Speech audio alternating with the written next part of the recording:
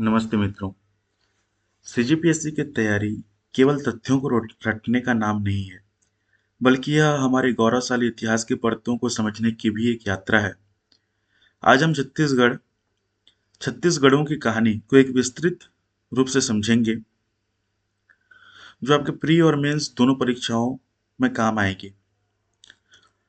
दोस्तों, a history unveiled, unevaluated, a history unwritten, a history unevaluated, a history unwritten, अर्थात एक अनकहा इतिहास, एक अनलिखी कहानी। अक्सर हम इतिहास की किताबों में मौर्य, गुप्त या मुगल साम्राज्य को पढ़ते हैं, लेकिन हमारे अपने अंचल की वीर गाथाएं कहीं दब सी गई हैं। प्रसिद्ध छायावादी कवि पंडित मुकुटधर पांडे ने बड़ी मार्मिक बात कही है। छत्तीसगढ़ क्षेत्र ने भारतीय इतिहास और संस्कृति में एक अनूठा और विशिष्ट योगदान दिया है। हालांकि इतिहास के पन्नों में इसका सही मूल्यांकन नहीं किया गया है।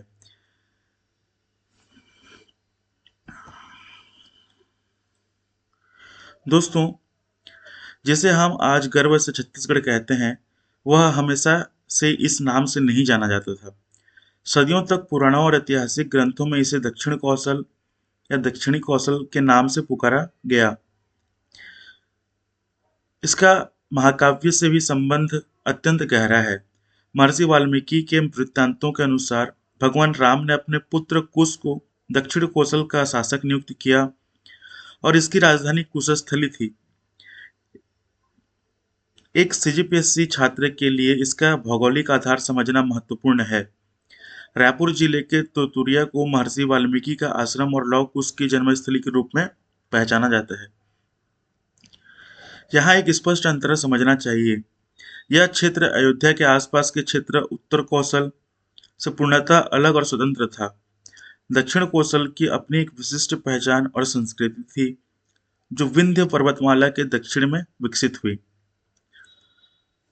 दोस्तों, समय के धूल के नीचे दबे इस इतिहास के प्रमाण हमें प्राचीन विज्ञान और विदेशी यात्रियों के लेखों से भी मिलते हैं। खगोलीय रिकॉर्ड। 6ठी शताब्दी ईस्वी में महान खगोल शास्त्री वराहमिहिर ने अपनी प्रसिद्ध पुस्तक बृहत संहिता लिखी।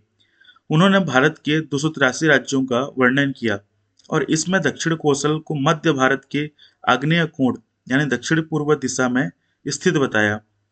यह छत्तीसगढ़ की सटीक भौगोलिक स्थिति का प्राचीनतम वैज्ञानिक प्रमाण है। जैन परंपरा। जैन शास्त्रों के अनुसार प्राचीन भारत 52 जनपदों में विभाजित था। इन जनपदों में से एक का नाम सुकौशल था, जिसकी प्राचीन आधुनिक छत्तीसगढ़ जिसकी पहचान आधुनिक छत्तीसगढ़ क्षेत्र के रूप में की जाती है। यह हमारे अंचल की धार्मिक विविधता को दर्शाता है। दोस्तों, इतिहास में 7वीं शताब्दी का विशेष महत्व है, क्योंकि तब चीनी तीर्थयात्री वैनसांग भारत आए थे। उनकी यात्राओं ने दक्षिण कौशल के भौगोलिक विस्तार और यहाँ के समाज का पहला सत्यापन योग्य और बाहरी विवरण प्रदान किया। उन्होंने यहाँ के बौद्ध विहारों और समृद्ध संस्कृति का जो वर्णन किया है, वह आज भी शोध का विषय है। किसी भी सभ्यता का विकास उसकी नदियों के किनारे होता है। छत्तीसगढ़ के संदर्भ में नदियां केवल जल का स्रोत नहीं, बल्कि the life line of A kingdom, एक साम्राज्य की जीवन रेखा रही है। महानदी, इसे दक्षिण कौशल की रीढ़ माना जाता है। स्कंद पुराण और महाभारत जैसे प्राचीन ग्रंथों में इसे चित्रोत्पला के नाम से संबोधित किया गया है। बस्तर की जीवन रेखा। दक्षिण की ओर बढ़े तो इंद्रावती नदी बस्तर की क्षेत्र के लिए वही महत्वपूर्ण भूमिका निभाती है जो उत्तर में महानदी की है। महानदी के पावन तटों पर ही दक्षिण कौशल के प्रमुख ऐतिहासिक और सांस्कृतिक केंद्र बसे थे, जैसे राजिम, आरंग, सिरपुर और शिवरी नारायण। ये वे स्थान हैं जहाँ कला, मंदिर स्थापत्य और धर्म का संगम हुआ। नाम छत्तीसगढ़। छत्तीसगढ़ का नाम पहला उल्लेख किसी राजशाही फरमान या नक्शे में नहीं मिलता, बल्कि यह पहली बार साहित्य में गूंजा था। प्रमाण। खैरागढ़ के राजा लक्ष्मीनिधि राय के दरबार में एक कवि थे जिनका नाम था दलराम राव। वर्ष थी 1787 ईस्वी के लगभग। उन्होंने लिखा, लक्ष्मी निधि राय सुनो चित्र दे, गढ़ छत्तीसगढ़ में न गढ़ैया रही, अर्थात राजा लक्ष्मी निधि राय ध्यान से सुने, छत्तीसगढ़ में 36 किले हैं, उससे अधिक नहीं। यह हमारे राज्य के नाम का सबसे प्राचीनतम ज्ञात लिखित प्रमाण है।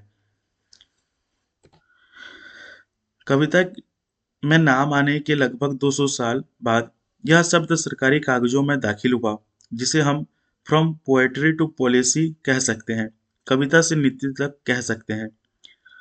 दूसरा सुराग देखते हैं। 1707 ईस्वी में यह नाम आधिकारिक प्रशासनिक शब्दकोश में शामिल हुआ। 1707 ईस्वी का एक मराठा सनद अर्थात आधिकारिक आदेश मिलता है जो उनकी विस्तारवादी नीति को रेखांकित करता है। यह आदेश रघुजी प्रथम भोसले के लिए जारी किया गया था, जिसमें उन क्षेत्रों की सूची थी जिन्हें मराठा शासन के अधीन लाया जाना था। इस डिक्री या फरमान में स्पष्ट रूप से बस्तर, गोंडवाना और देवगढ़ के साथ छत्तीसगढ़ प्रांत का नाम दर्ज है। यह किसी शासक शक्ति द्वारा इस नाम का पहला ज्ञात आधिकारिक उपयोग है। छत्तीसगढ़ नाम के अचानक उदय ने इतिहासकारों के बीच कई भाषाएं और ऐतिहासिक सिद्धांतों को जन्म दिया। यद्यपि एक सिद्धांत आज सर्वमान्य है, लेकिन वैकल्पिक सिद्धांतों को समझना क्षेत्र के इतिहास की जटिलता को जानने के लिए आवश्यक है। मुख्य रूप से विचार की 3 श्रेणियां हैं: भौगोलिक और भाषाई भ्रंश, वंशवादी विरासत और लोक प्रवास।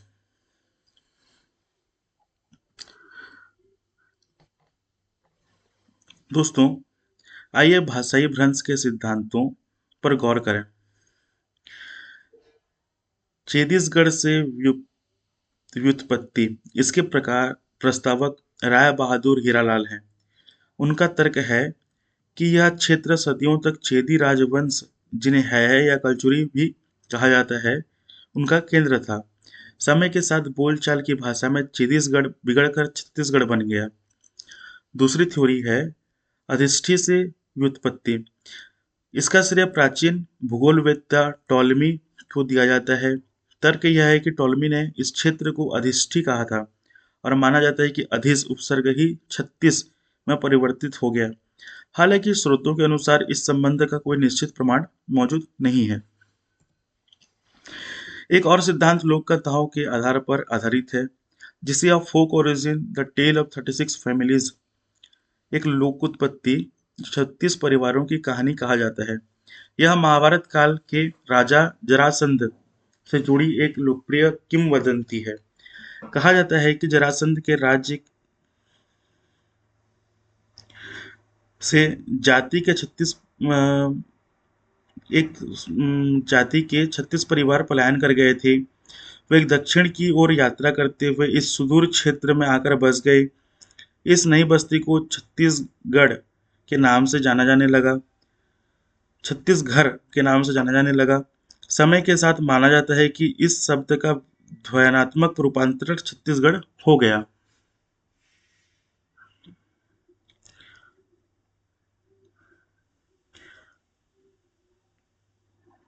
महत्वपूर्ण नोट यह है कि यह केवल एक लोक कथा है, जिसका कोई प्रत्यक्ष ऐतिहासिक या पुरातात्विक प्रमाण नहीं है।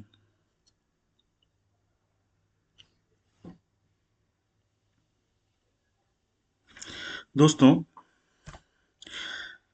छत्तीसगढ़ के नाम की सबसे ऐतिहासिक रूप से पुख्ता और सरल व्याख्या है 36 किलों की भूमि। यह नाम कलचुरी या हयह शासकों के अधीन एक विशिष्ट प्रशासनिक व्यवस्था को दर्शाता है। इस पूरे क्षेत्र को 36 अलग अलग इकाइयों में संगठित किया गया था, जिनमें से प्रत्येक एक गढ़ किले पर आधारित था। यह कोई काल्पनिक नाम नहीं था, बल्कि इस क्षेत्र के राजनीतिक भूगोल का एक शाब्दिक वर्णन था। इन छत्तीसगढ़ों के बीच शिवनाथ नदी एक प्राकृतिक और प्रशासनिक सीमा के रूप में कार्य करती थी। कलचुरी साम्राज्य कलचुरी साम्राज्य 2 मुख्य प्रशासनिक क्षेत्रों में विभाजित था, जिसमें रतनपुर शाखा उत्तरी क्षेत्रों को नियंत्रित करती थी। उत्तरी गढ़ों की सूची इस प्रकार है: रतनपुर, मारो, विजयपुर, खरौद, कोटगढ़, नवागढ़, सोढ़ी, ओखर, पंडरभट्टा, सिमरिया, मदनपुर, कोसगई, लाफा, केंडा, मातिन, उपरोड़ा, कंडरी और करकट्टी। दोस्तों, दक्षिणी क्षेत्रों का प्रशासन कलचुरी राजवंश की रायपुर शाखा द्वारा किया जाता था। दक्षिणी गढ़ों की सूची कुछ इस प्रकार है: रायपुर, पाटन, सिमगा, सिंगारपुर, लवन, अमोरा, दुर्ग, शारदागढ़, सिरसा, मोहरी, खलारी, सिरपुर, फिंगेश्वर, राजिम, सिंघनगढ़, सुवारमार, टेंगनागढ़ और अकलवाड़ा। जैसे जैसे समय बीता, छत्तीसगढ़ नाम साहित्य और दस्तावेजों में अपनी जगह पक्की करता गया।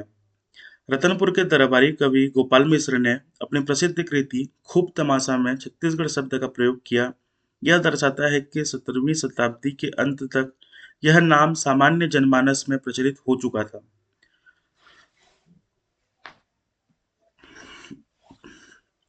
ब्रिटिश यात्री कैप्टन ब्लंट ने अपनी यात्रा वृत्तांत में इस क्षेत्र को स्पष्ट रूप से छत्तीसगढ़ कहा है।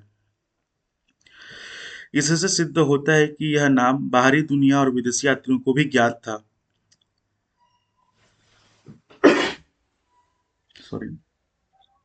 प्रसिद्ध पुरातत्वविद और इतिहासकार कनिंघम ने महाकौशल और छत्तीसगढ़ शब्दों का परस्पर उपयोग किया, जिससे आधुनिक इतिहास लेखन में इसकी पहचान और भी मजबूत हो गई। छत्तीसगढ़ के नामकरण की कहानी कौशल के महाकाव्य युग से लेकर गढ़ों के मध्यकालीन युग तक की एक अद्भुत विकास यात्रा है। यह एक सांस्कृतिक और पौराणिक पहचान में एक परिभाषित प्रशासनिक पहचान की ओर बढ़ता कदम है। हमारा प्राचीन इतिहास कभी खोया नहीं था। इसने बस अपनी माटी में रचे बसे एक नए नाम को अपनाया, और इस गौरव गाथा को कभी तुकललाल प्रसाद पांडे की इन पंक्तियों के साथ साथ विराम दिया जा सकता है: यह हम देश छत्तीसगढ़ आगो, रहीस जगत सिरमौर, दक्षिण कौशल नाम रहीस, मुलुक मुलुक मासूर। अर्थात यह हमारा छत्तीसगढ़ देश है जो कभी जगत का सिरमौर था। इसका नाम दक्षिण कौशल था, जिसकी गूंज हर मुल्क और हर दिशा में व्याप्त थी।